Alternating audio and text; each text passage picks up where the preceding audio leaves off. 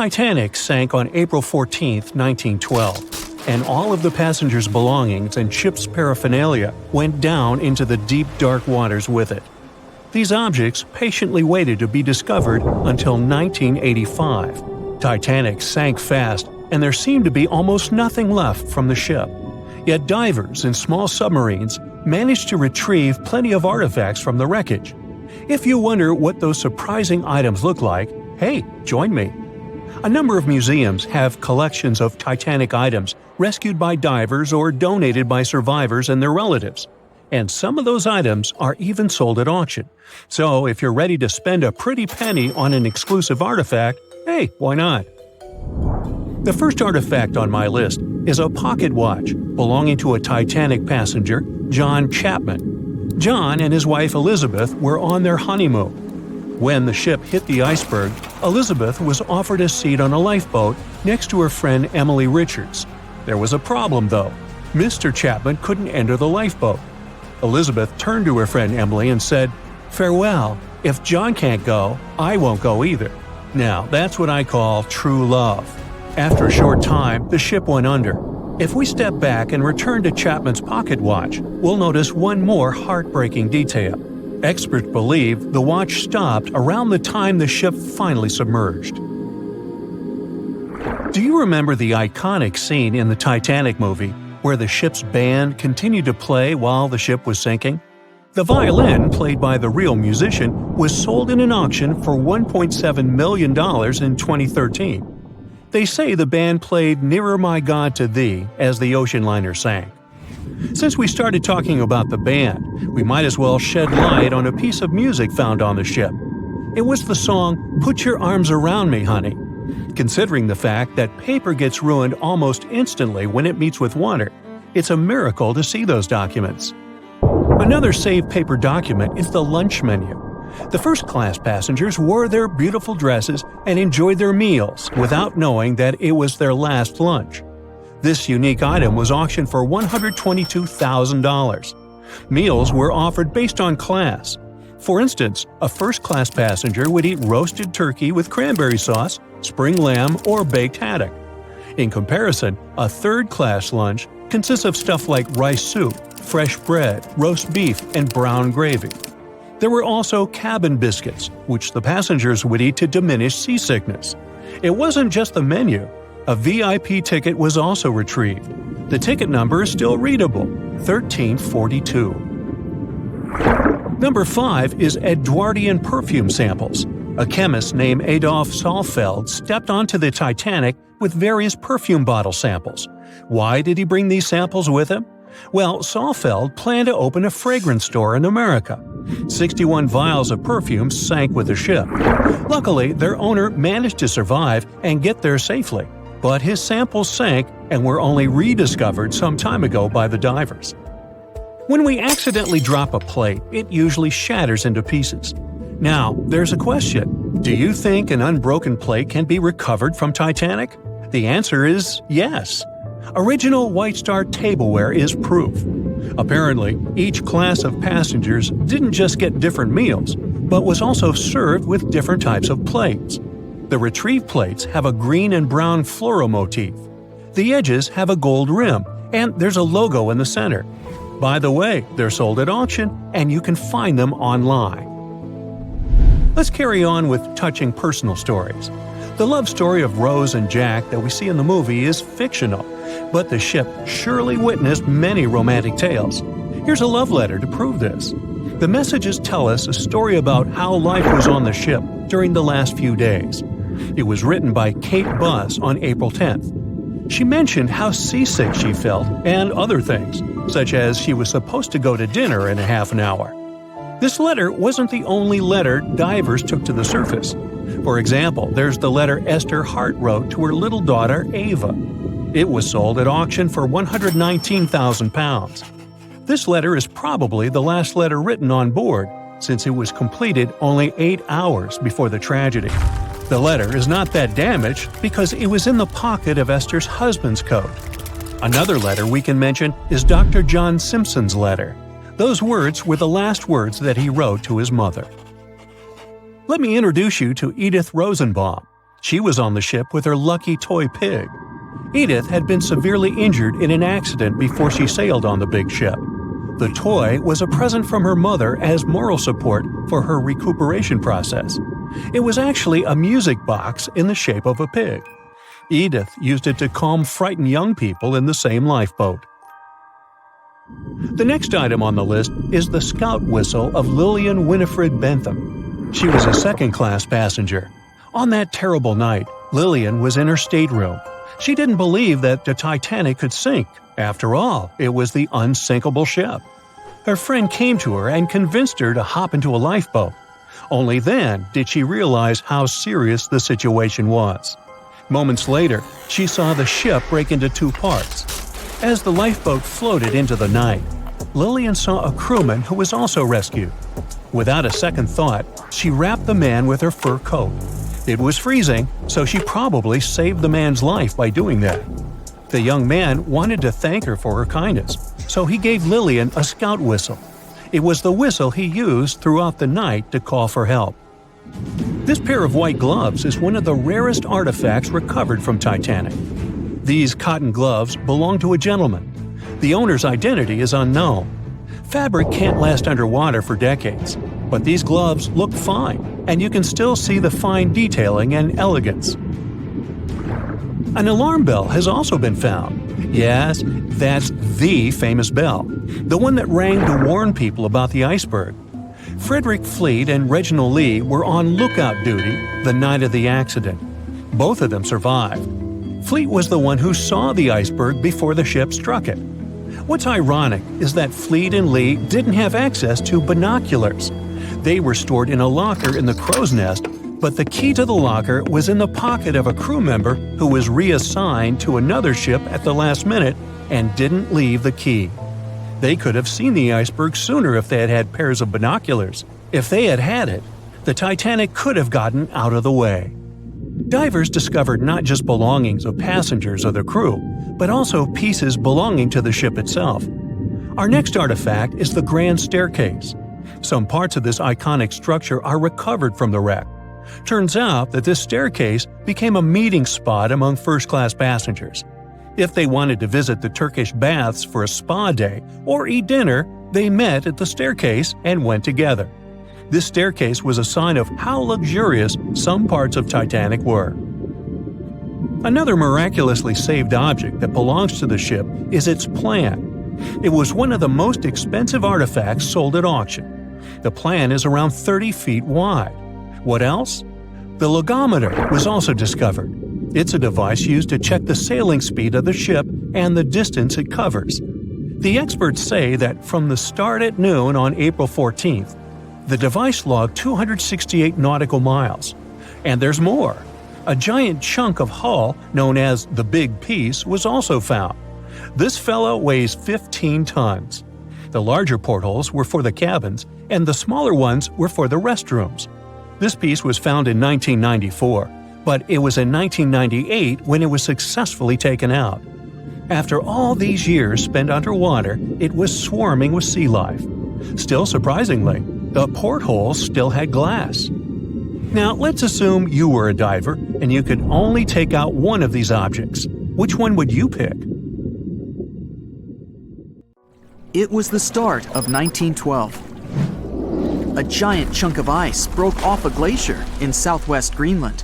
The ice was made up of snow that had fallen thousands of years before the event, perhaps as far back as when mammoths still roamed the earth. The iceberg started its journey. It was a huge thing, more than 1,700 feet long and weighing over 75 million tons. It was also a very peaceful chunk of ice. It steered clear of ships and busy transport routes. And then, it somehow floated much further south than other bergs did. Our iceberg was lucky. Others melt long before they get to these low latitudes. Out of up to 30,000 icebergs that drift away from Greenland's glaciers, only 1% ever make it all the way to the Atlantic. Even after melting into the water for months, this massive block of ice was still almost twice as heavy as the Golden Gate Bridge. The iceberg's top part was towering 10 stories over the ocean surface. Several days before our iceberg made it to the Atlantic Ocean, a magnificent ship left port. It was a luxury liner carrying more than 3,000 passengers and crew members. At that time, it was the largest ship ever built. It was the Titanic. The collisions happened on April 14th, when the ship was in the North Atlantic, 370 miles away from Newfoundland. Unable to divert its course, the ship ruptured at least 5 of its hull compartments. They started to fill with water at an alarming speed. The Titanic's compartments weren't capped at the top. That's why the water spilled over and started to flood each succeeding one. The front of the ship began to sink, causing the back part to lift vertically into the air. And then, with a deafening roar, the liner broke in half. The rest is history. But what happened to the iceberg after that? On April 15th, the German ocean liner SS Prinz Adalbert was sailing through the North Atlantic. It was traveling a few miles away from the place where the Titanic had sunk several hours prior. The German ship's chief steward, who hadn't learned about the disaster yet, saw an iceberg. What drew his attention was a large streak of red paint going along the iceberg's base. Surprised, the man took a photo of his discovery. He thought the paint meant a ship had hit the iceberg within the past 12 hours. The next person who saw the iceberg and took another photo of it was the captain of a vessel laying deep-sea telecommunication cables. The ship was sent to help in the area where the Titanic had sunk. The captain later claimed the iceberg he'd seen had been the only one in that area, plus the red paint. It wasn't difficult to connect the dots. In 2015, one of these photos sold at auction for over $32,000. And still, experts are unsure whether the image really shows the infamous block of ice. It might be a simple iceberg that had been floating nearby at that time. The great unsinkable ship was gone, sunken to the bottom of the North Atlantic, where it remains to this day. But the iceberg continued on its way, perplexing a few witnesses and slowly melting into the surrounding water. It would vanish completely before the end of the year. At 11:40 p.m., the Titanic made contact with an iceberg in the North Atlantic Ocean. Many artifacts were found and restored, like parts of the ship, jewelry, and dining plates, to name a few. It took approximately 3 hours for the ship to be completely submerged in the remote icy water. The night was cold and very much alive. The orchestra was playing music as they enchanted the guests on board. Everyone was excited to arrive in America. It was still considered an amazing feat for a ship to cross the Atlantic back in 1912.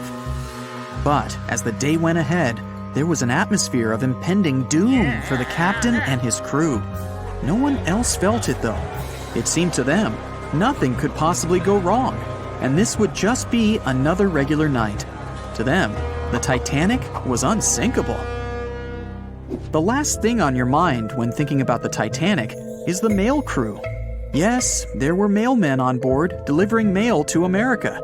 It may seem like a pretty mundane occupation, but there was a very tough test to pass in order to be accepted on board.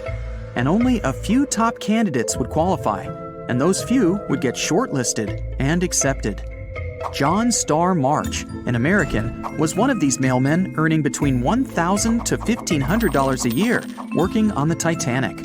Back in 1912, this was considered to be a lot of money.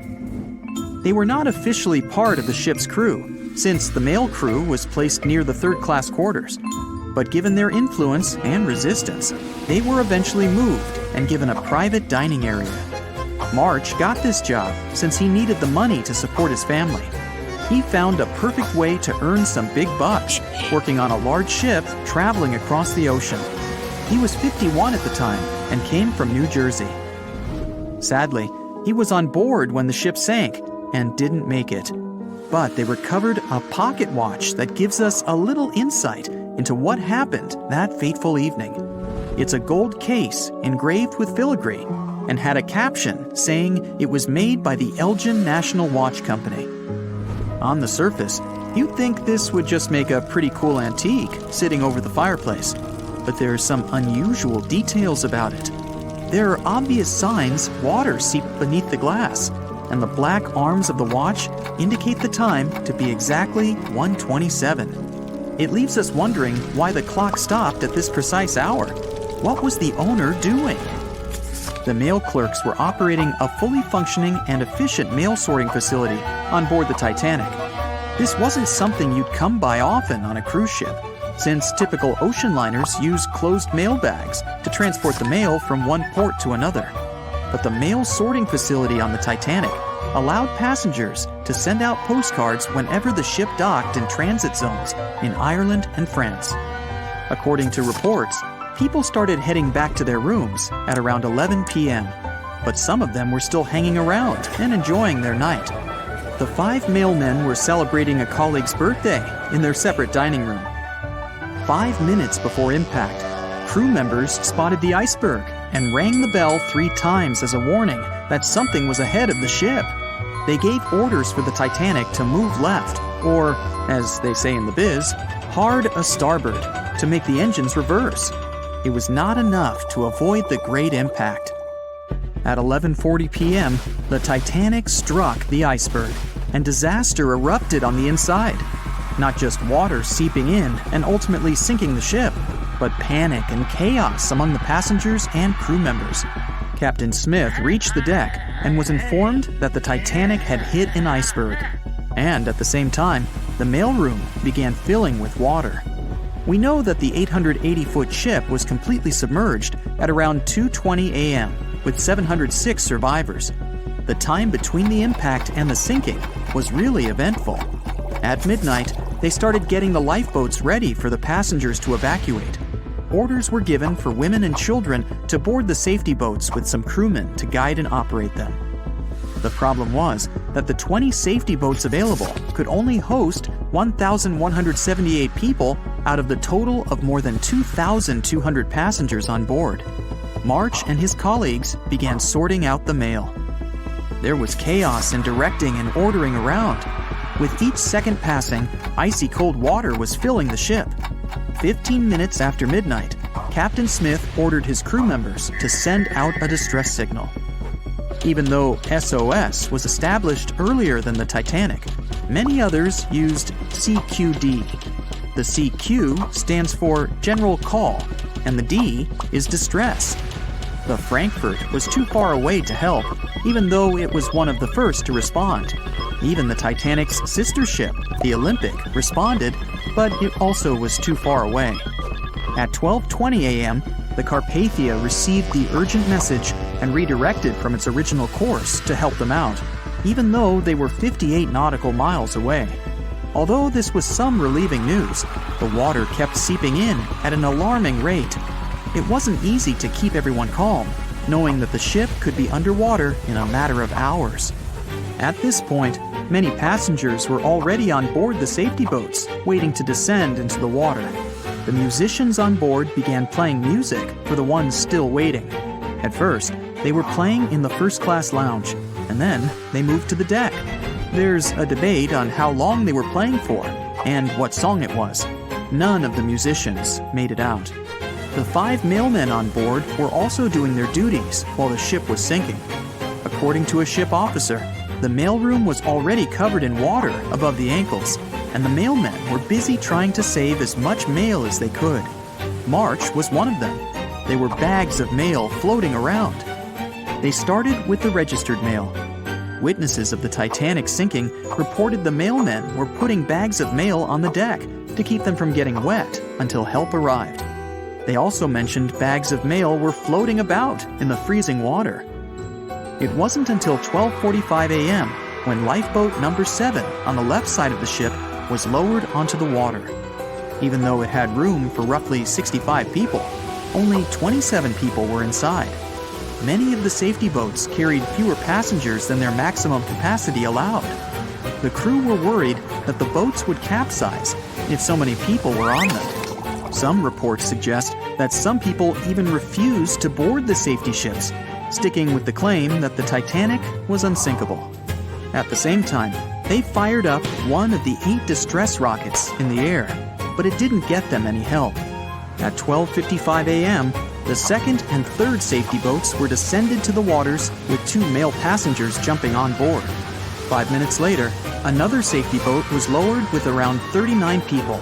At this point, water entered the base of the grand staircase. In the next 20 minutes, more safety boats were lowered, most of them underloaded.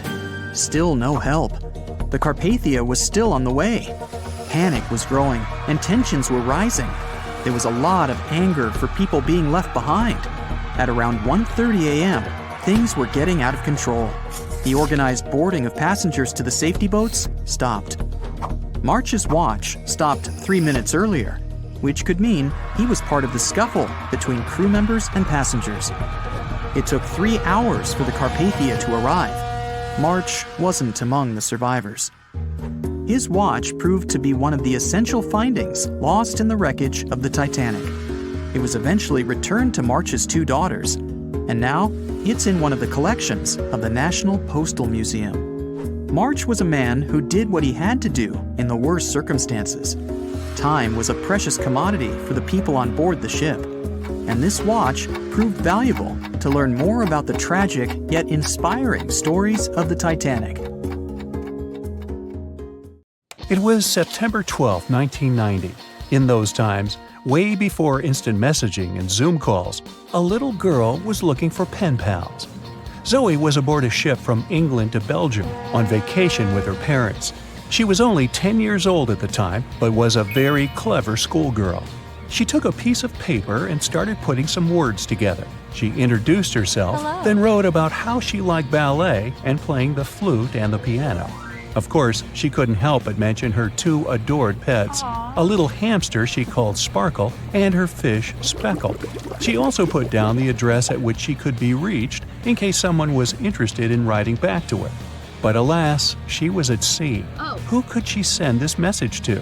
An interesting idea came to her mind. She carefully placed her letter in a plastic bottle, tightly closed the lid to protect it from the water, and threw it into the sea. The little girl's excitement faded away over the years as she didn't receive a response. Maybe the bottle got stuck somewhere. Maybe it was swallowed by some big, scary sea creature. Or maybe the water actually poked through the plastic cap and destroyed her message. Many years later, on Christmas, a letter for Zoe was received at her parents' house under her maiden name. The postage signaled that the message was from Europe. It was from a Dutch couple, Piet and Jacqueline Leteau, who had found her delicate bottle and were very considerate to write back. They pointed out that they had found the letter among the debris thrown at the shore by the sea. Zoe's letter had been stranded for a staggering 23 years at sea and traveled for more than 350 miles to reach its final destination near Rotterdam in the Netherlands. That's quite a voyage for a small plastic bottle. A story similar to that of Zoe is the strange connection between 2 little boys. A little German boy named Frank Uzbek was on a boat traveling to Denmark when he got the same idea as Zoe. He was 5 years old at the time he put together a message and threw it into the unknown. The year was 1987. He got his response years later when he was 29. His letter, just like the one Zoe would send a couple of years later, had been at sea for 24 years. His message was found by a boy named Daniel Korotkin while he was on a walk with his parents on the Koronian Spit near the Baltic Sea. Daniel was lucky that his father knew enough German to translate the message. The unlikely friends eventually met via video call in 2011. Not all message-in-a-bottle stories have been explained away.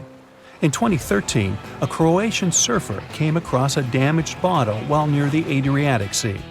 The message it contained dated back to 1985, and it was from a man named Jonathan. The sender was eager for his letter to reach a woman named Mary, and he also expressed his keenness for her to respond. Since the letter was supposedly sent from Nova Scotia, the bottle had to have traveled a mind-boggling 3,700 miles. The message went from the Atlantic Ocean, entered the Mediterranean Sea, and reached the Adriatic shores in Croatia. The identities of neither John nor Mary were ever discovered. There are also messages in a bottle with wonderful love stories to share. This was the case for Ake and Paulina Viking. When Ake, a lonely Swedish sailor, placed a letter in a bottle and threw it in the Mediterranean Sea, he had no idea the piece of paper would eventually reach his future wife. This was in the early 1950s. The bottle was found by an Italian man who was inspired enough to give it to his niece, Paulina. After a year of back-and-forth letters being exchanged, Aki and Paulina eventually met and got married. Having decided to share their story with the world, they became somewhat of a celebrity couple for the time. They even shared video footage of their wedding with the world, and their story was featured in a bunch of newspapers. This fortunate event started a movement between young people looking for love, increasing the number of messages being thrown out at sea in search of a fairy tale ending. Not all the stories that started out like this eventually worked out, though.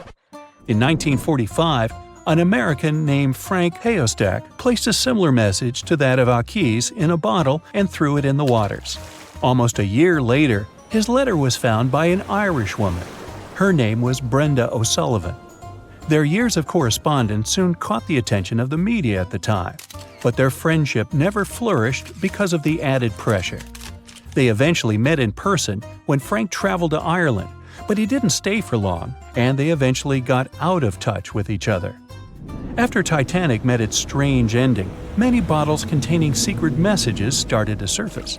Almost all of them proved to be counterfeited, apart from one letter. Years after Titanic had sunk in the icy Atlantic waters, a bottle was found on the Irish shores. It was supposedly from a man named Jeremiah Burke, and to this day, it is considered to be the only genuine message in a bottle originating from Titanic. The piece of paper simply stated the sender's name and the location, the Titanic, accompanied by the word goodbye. Since the date has washed away, it's difficult to estimate whether the note was sent before or after the ship had hit the iceberg. The common understanding is, however, that since Jeremiah was looking to relocate to the U.S., he was merely sending his last symbolic regards to his family and friends back in Ireland. This simple way of meeting and sometimes corresponding with people has turned into a hobby for a man from a Canadian province named Prince Edward Island, located east of the U.S. state of Maine. This man, Harold Hackett, claims to have sent over 4,000 bottles into the Atlantic Ocean since 1996. He also claims to have received many responses from all over the world, including letters from people in Europe, like France and Germany, but also from the Bahamas or even Africa. This unlikely pastime earns him about 150 Christmas cards from his pen pals each year. To this day, he refuses to add his phone number to any of his letters. This way, he ensures that if people ever want to contact him, the only means of doing so is via a written letter. He's also studied the best times to send the messages in the water based on the direction of the winds and the currents. Now, some bottles spend a whole lifetime at sea after being cast away by their sender. It was the case for a British man that wrote a message and placed it into a bottle before throwing it in the English Channel in 1914. His name was Thomas Hughes, and he wanted to direct the message to his wife, but was polite enough to write a letter to whoever got their hands on the bottle first, asking them to redirect the piece of paper accordingly. The bottle didn't reach his wife, since it was found 85 years later on the Essex coast. The man that stumbled upon the bottle was kind enough to reach out to the family and place the message in possession of Thomas's daughter. And 85 years isn't the longest time for a small bottle to be cruising the waves. A scientist named Hunter Brown was studying currents in the North Sea when this idea came to his mind. He placed the same message in almost 2,000 bottles and requested the unlikely recipient that they write back with the location of their discovery. He thought this method would help him better understand the layout of the North Sea currents. A bottle was found about 11 miles from its original departing location after 97 years. To this day, more than 300 of the original bottles relating to Hunter Brown's project eventually made it to the shore. Not all of the messages that were found in bottles got replied to via physical letters. Oliver van de Walle threw a bottle containing a letter on the English coast while he was on vacation with his family. He was 14 at the time. 33 years later, a woman reached out on Facebook claiming she had gotten his message and tracked him down through his social media profile. At first, He hardly remembered having placed the letter in the bottle, but he eventually recounted the events, even the fact that he sealed the bottle with candle wax to make sure it was leak-proof. And then there's Christina Aguilera and her bottle. No wait, hers is about a genie in a bottle. Okay, never mind. On the night of April 14th to 15th, 1912, the most modern and unsinkable ship collided with an iceberg and sunk. And it was incredibly scary. Just imagine a huge cruise ship, several times the size of the Statue of Liberty, crashing into a massive chunk of ice and sinking. It's dark and cold. All you can hear is the rumbling and grinding of breaking metal and wood. All that surrounds you is the icy waters of the endless Atlantic Ocean. There's almost no connection with the outside world. There are no phones or internet. Nobody else on the whole planet knows that the ship is sinking. It's a real nightmare. But the most shocking thing is that the people who were on the Titanic that day didn't panic. They were calm, maybe a little worried, but there was no fear on their faces. To understand why they weren't afraid during one of the biggest disasters of the 20th century, you need to see what was going on through their eyes. So, you're a passenger on the infamous ocean liner. Your cabin is located on one of the top decks of the ship. You've just had a great time with your friends at dinner. Now musicians are playing a beautiful melody. Waiters are serving dessert. You go out onto the deck and enjoy the tranquility of the mighty ocean. At this moment, you feel an incredible sense of security and comfort. You're proud that you're one of the first people in the world to travel on the most high-tech ship on the planet. You go to bed in your cabin and wake up because a crew member gently knocks on your door and asks you to go to the deck. There's some kind of issue, but there's no reason to panic. No problem. You'll be happy to go out and take a look at the night sky. The moment when the ship collided with the iceberg felt like nothing more than a slight push, and some passengers didn't even hear it. They realized that something was wrong only when stewards knocked on their doors and asked them to go outside. You're on the deck. There are already a lot of people here. Everyone is more or less calm. Passengers are talking about what might have happened.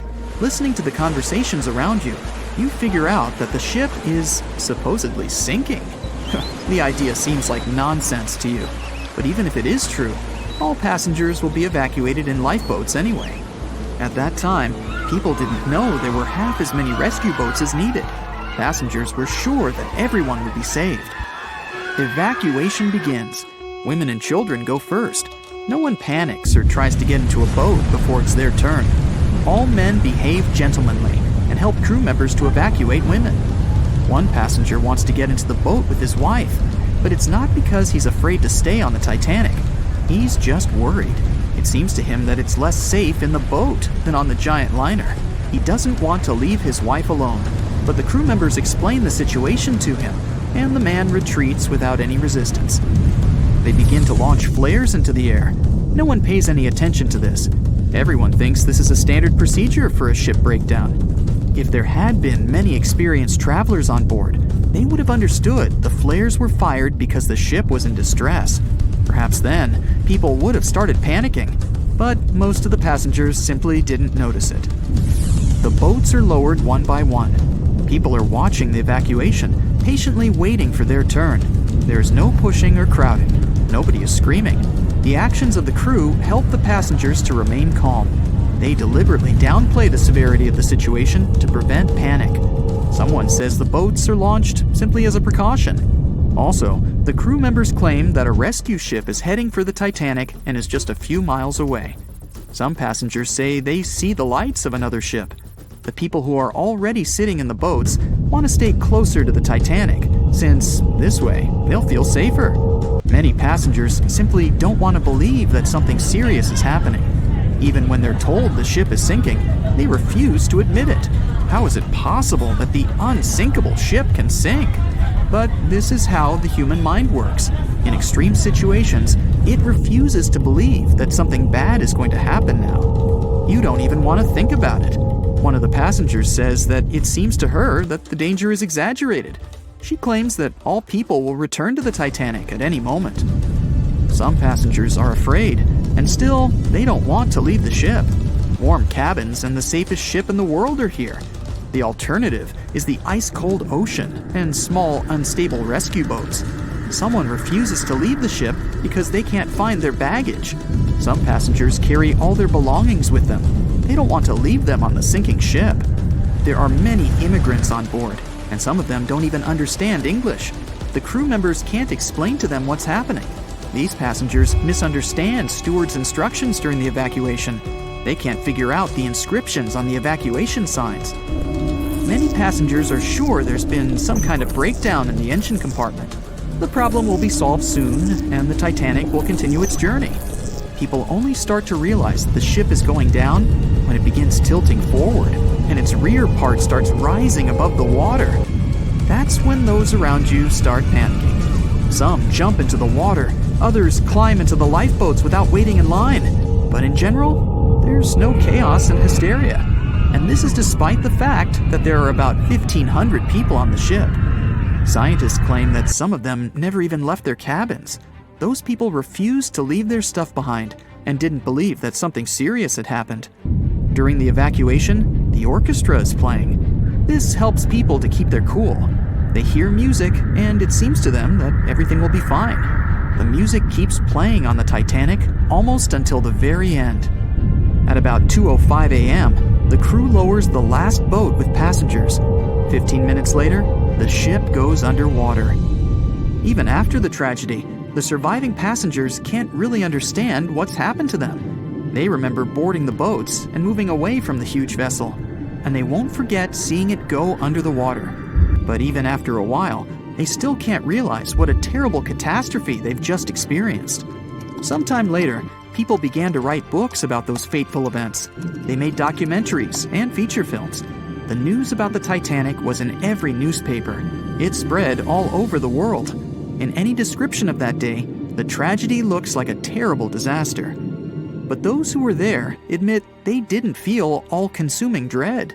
They just couldn't believe what was happening that day. The tragedy of the Titanic might seem more terrible for people who heard about it than for people who experienced it. Many people around the world refused to go on board large ocean liners after the catastrophe. They were afraid of what could happen to them. At the same time, a lot of passengers who survived on the Titanic continued to travel by other ships.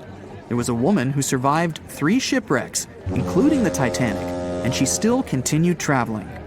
And what if people tried to raise the Titanic from the sea floor? This happened many years after the shipwreck. Then, the $5 million operation failed. Nylon slings were attached to a large part of the sunken ship. The other ends of the slings were connected to diesel engines. For the entire operation, a mini-submarine was used. A piece of the Titanic, weighing 21 tons, was being pulled up when one of the slings tore. And then, one by one, the other cables began to snap too. The huge piece of the ship fell back to the seafloor.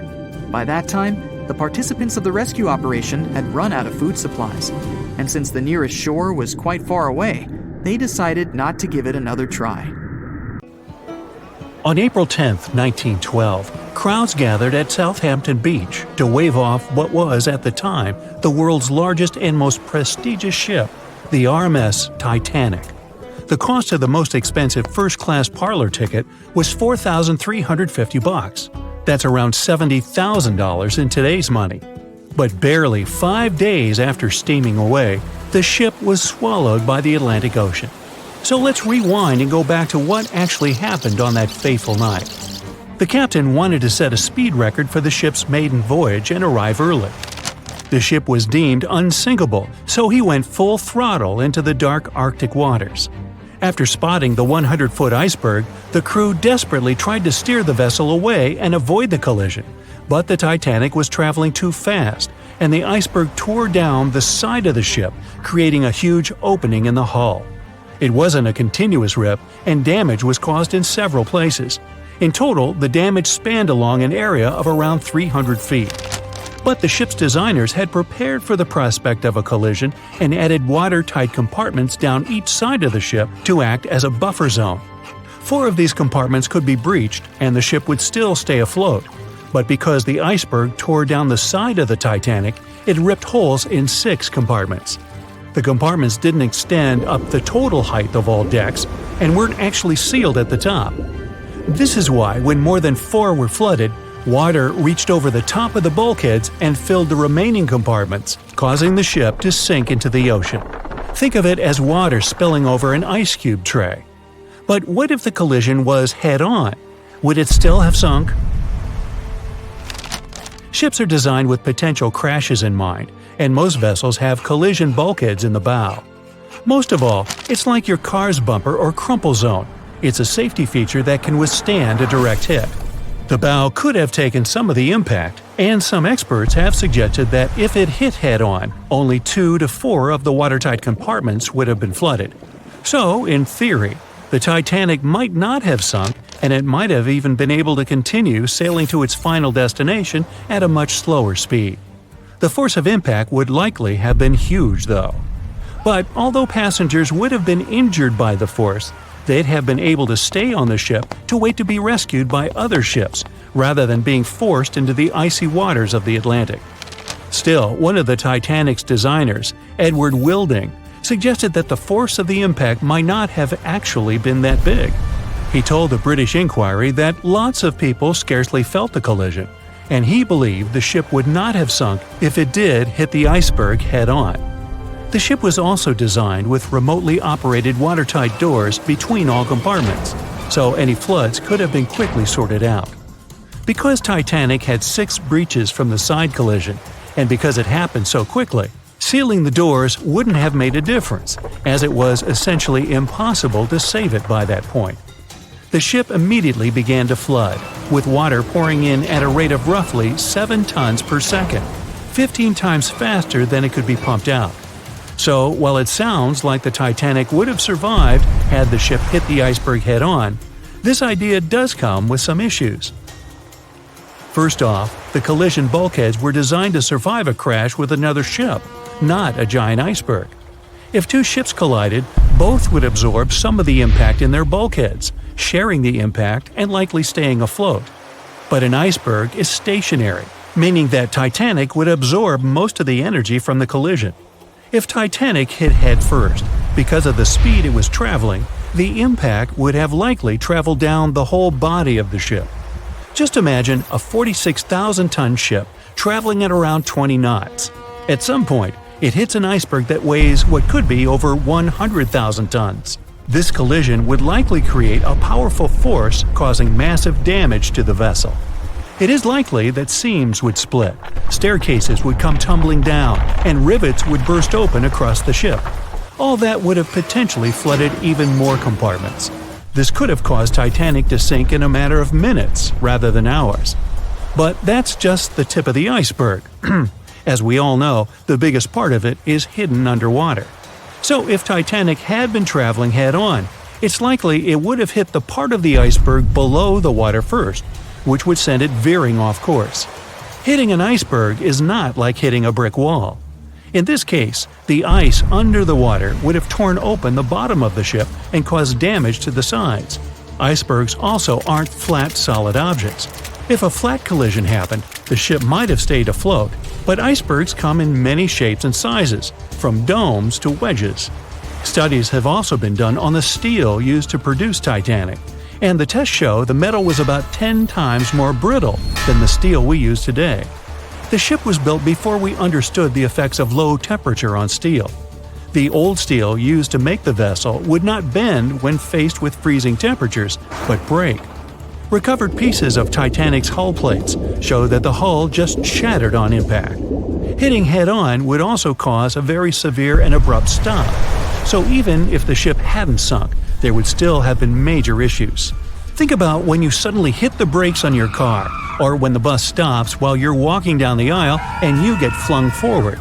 Passengers would have been thrown across the ship, and because the crash happened at night, most people were sleeping, so wouldn't be able to effectively prepare for any sort of impact. This would result in injuries for most people on board.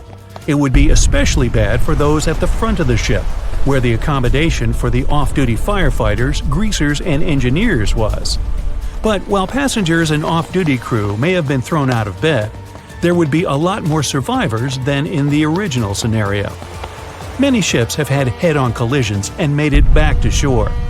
Not many people know that Titanic actually had two sister ships. The White Star Line, the company that built Titanic, also built vessels called Britannic and Olympic. Captained by Edward J. Smith, who would later helm Titanic, the Olympic set off on its maiden voyage in June 1911. But much like Ford's sister ship, disaster was just around the corner. On its fifth commercial voyage, Olympic collided with a Royal Navy ship, HMS Hawke. While the Olympic received damage to its side, Hawke crashed into the other vessel head-on.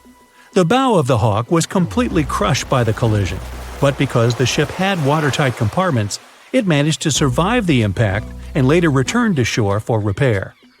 Another study case is the SS Andrea Doria, which was an Italian ocean liner that made global headlines in 1956. Like the Titanic, the Andrea Doria was heading for New York City on its 101st voyage when disaster struck. On July 25th, the vessel collided with the 524-foot Swedish passenger liner Stockholm. The Stockholm hit the ship head-on, but the point of impact for the Andrea Doria was on its side. The front of the Stockholm was completely smashed, but because the impact was on its hull, it managed to survive. The Andrea Doria, however, sadly sank due to the collision being on the side of the ship. So these cases could suggest that maybe the Titanic would have survived had it hit the iceberg head-on. But we have to remember that the Titanic hit the thing full speed, whereas both the Olympic and the Andrea Doria were traveling slower. Can you guess how many theories of the Titanic's sinking exist? Right, loads, including a theory of my own, which I'm going to share with you today. And then you can decide which one seems most likely to you. One Piece theory. The very first version of the events was the One Piece theory. It's very simple and basically claims that the sinking happened without any breakups. 2:15 a.m., the ship collides with an iceberg. 2:18 a.m., the lights go out. The ship reaches an angle of 45 degrees and then quickly begins its final plunge into the ocean depths. 2:20 a.m., only about 3 minutes later, the RMS Titanic disappears under the surface of the ocean for good. The liner doesn't break, it just goes down as a whole piece. Of course, this can't be true. In April 1912, the Titanic was not only the largest ship in the world, but also the largest ship ever built. It's hard to believe that such a heavy vessel could have gone down without breaking. That's just impossible. Well, I mean, you can't blame the theorists. Before we found the wreckage, there were no other theories. Wait a minute, or were there? The day after the disaster, the survivors gave their interviews. They talked about what had happened, and some of them claimed that the ship had actually broken in two when it had been flooded. For example, Jack Thayer, a 17-year-old boy, outlined the sinking as he remembered it, and L.D. Skidmon drew a sketch based on his description. The picture clearly showed the ship breaking in half. But no one believed Jack or other witnesses. There was no evidence, so their claims were received with a grain of salt. But in 1985, things changed. First breakup theory. That's when Robert Ballard found the wreckage of the Titanic in the depths of the ocean. When people saw the wreckage, it became clear that Jack and the other survivors had been right. The Titanic did indeed break in two when it sank. So it's time for a new theory. 2:15 a.m. The keel breaks, the starboard list eases, and the hull continues to bow and crumble. 2:17 a.m. The galley sections break off. The towers immediately drop under their own weight. The lights go out. The stern is pulled into the air. The bow breaks off and starts sinking. The aft is barely hanging on to the starboard side of the stern section superstructure. The stern section slowly lists over to port as it begins sinking again. It rises up one last time and pivots in a semicircle as it sinks. It all sounds pretty convincing, right? But people began to find plot holes in this theory. For example, the Titanic couldn't have held together until it reached such a high angle. The breakup would have had to begin much earlier. This only meant there was still a vast field for research and speculations. So people started to come up with their own possible scenarios. How about we look first at the ones no one likes? V-break and Aaron 1912 V-break. According to the first breakup theory, the Titanic reached a high angle, and the weight of its unsupported stern caused it to crack from the top down. But it's physically impossible. So, are there any other ideas? In 2006, Roger Long, a naval architect, decided to research a so-called V theory. 2:17 a.m. The breakup begins at a shallow angle, perhaps as little as 11 degrees. The upper structure fails and starts to crack. At this moment, only its double bottom is holding the Titanic together, but it starts to bend under the strain too, failing the ship. Water is pouring through the crack. It increases the weight in between the two sections, bending the Titanic the other way and pulling it into shape somewhat resemblant to the letter V. The upper decks get mangled and bent together. The bow heads for the bottom, and the stern is the last to sink.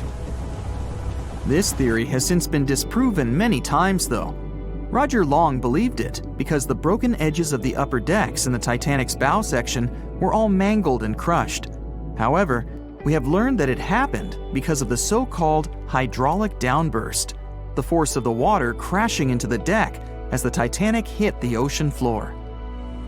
Another V-break theory states that the bow had risen out of the water after the break. This theory was mainly peddled by one former Titanic enthusiast. But not only has this theory been proved to be physically impossible due to the bow's incredible mass, it was also inspired by incorrect information. Remember Jack Thayer? Well, it was based on his sketch and the words of a couple of passengers. But the truth is, none of them had ever seen the Titanic break down like this. Jack himself even stated in an interview that the sketch was completely out of context to what he had actually seen. It was drawn by a passenger on the Carpathia, the ship that received the Titanic's distress signal and came to its aid. It couldn't be used as evidence. Now that we know this, let's move on to the theories that most people believe in. James Cameron's banana peel theory. Who hasn't seen the legendary movie about the Titanic, right? It became the leader of the 70th Academy Awards ceremony in the number of nominations and awards, and deservedly so. But did you know that James Cameron had been interested in the Titanic for many years and studied the ship's history? His books and research are very detailed, and he even came up with his own version of the events.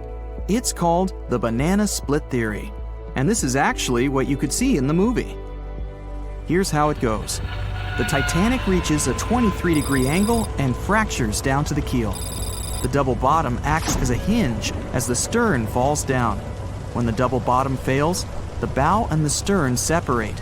The stern lists to port, standing vertically, and then begins to go underwater. This theory is the most scientifically accurate one, along with Roy Mengat's theory. Wait, who's Roy Mengat?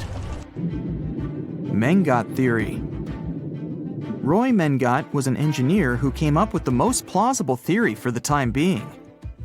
2:17 a.m. The lights go out on the Titanic.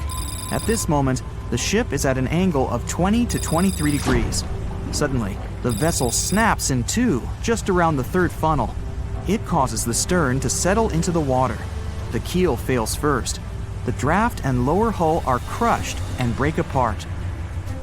Water surges into the bow and stern of the ship through the huge cracks, causing the bow section to sink beneath the waves. The stern rises up to the angle of 70 to 90 degrees, and then it sinks too. This theory seems to make the most sense, but it's quite controversial. The survivors who saw the breakup stated that the stern had settled back with the bow completely missing.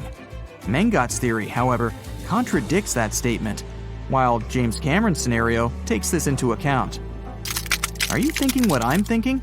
The truth must be somewhere in the middle. My version. Now, as promised, I'll provide you with my version of the events. Well, it's not really my theory, more like a combination of Roy Mengat's and James Cameron's ones. I believe that James Cameron was right about the breakup. 2:17 a.m. The ship is at a high angle. The lights go out. Then it snaps into two pieces. The bow starts sinking. The double bottom is still attached to the stern for a minute or so. Once the double bottom fails, the two parts separate and the bow goes down.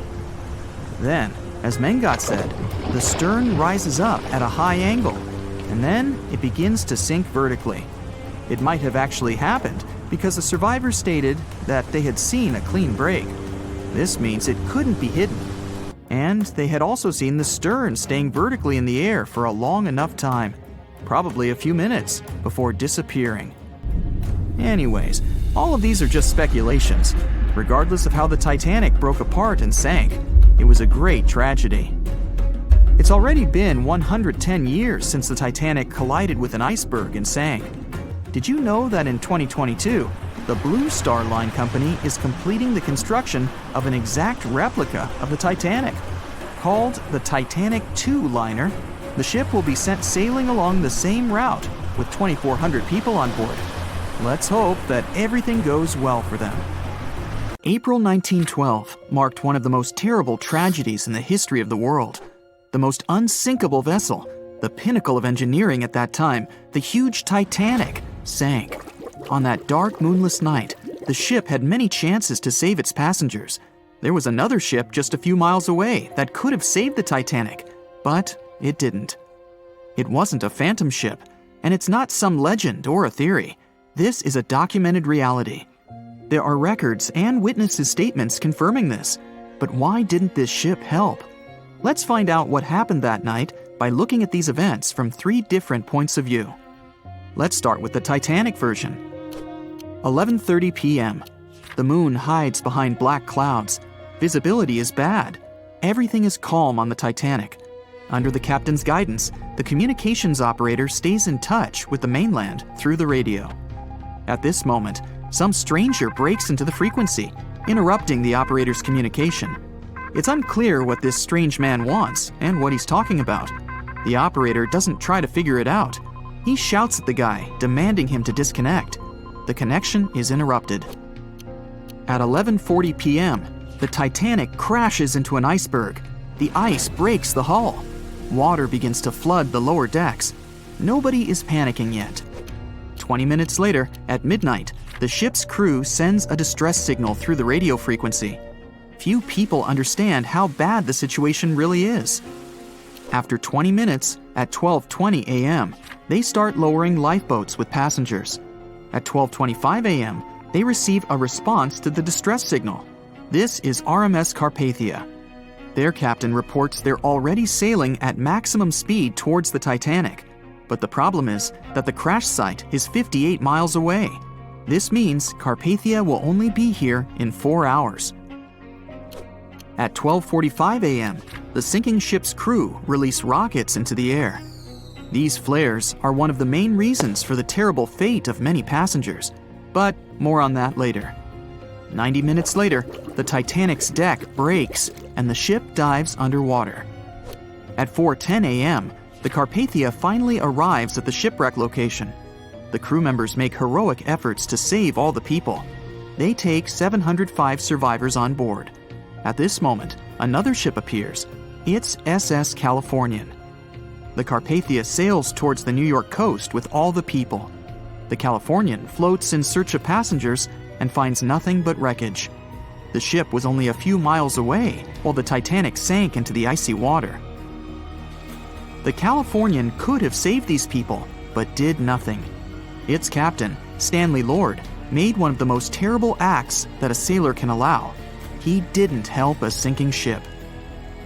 When the world found out about all this, they detested Captain Lord. They couldn't bring charges against him, and the trial didn't punish him. But his career was ruined entirely, as no other ship company would hire him. Despite this, he never confessed he had been guilty. Before he passed away, the captain said it hadn't been his fault. If this was true, then what happened there? This brings us to the Californian version. It's the night of April 14th. The Californian is sailing in the cold waters of the North Atlantic. The ship gets into a section with a lot of icebergs. At 10:10 p.m., Captain Lord stops the ship. It's too dangerous to move around this area, as they can damage the hull. At 11 p.m., the ship starts drifting. It's impossible to move in such conditions with such poor visibility. The captain knows that the Titanic is coming here, so he orders the radio operator to warn the ship about the danger. Radio operator Evans turns on the receiver and tries to contact the Titanic. He spends about 30 minutes on it. The connection is finally established. At this moment, the Titanic radio operator is speaking with the mainland. Evans interrupts this conversation and tries to warn the ship about icebergs. The operator doesn't understand Evans' words. He's annoyed because Evans broke into the channel so brazenly. He shouts at Evans and cuts the connection. Tired, Evans turns off the receiver and informs his superiors about the incident. It's still a mystery how the captain reacted to this news.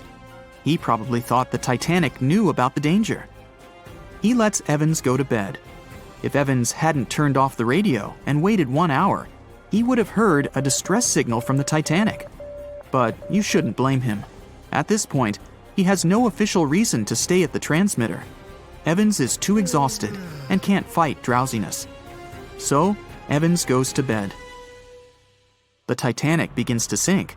Its captain sends a distress signal. The operator on board the Carpathia catches it, but the Californian doesn't, since the receiver is turned off. Captain Lord can't sleep. He feels that something is wrong. Meanwhile, the Titanic is rapidly sinking under the water. The captain gives the order to launch rockets into the air. And here is where one of the critical mistakes takes place. They release warning lights, but they are not red. The crew forgot to take red rockets on board for some reason, so they lit up the sky with a bright white light. If you need to send a distress signal, you need to release red lights. Captain Lord sees these lights, but doesn't perceive them as a cry for help. It can't be that there are no standard red rockets on such a massive ship as the Titanic. But, unfortunately, it can. Captain Lord thinks the Titanic is sailing away. Perhaps there is some unknown reason behind those white lights, but he doesn't really know. So, Captain Lord has no idea that the Titanic is sinking. He still decides to contact the ship, but this time, not through radio communication. Captain Lord doesn't wake up the radio operator and sends a signal to the Titanic through a signal lamp. It's important to understand that many old-school captains didn't take radio communication seriously. They didn't understand the value of this technology. That's why Captain Lord doesn't wake up Evans. He sends light signals, but the Titanic doesn't respond.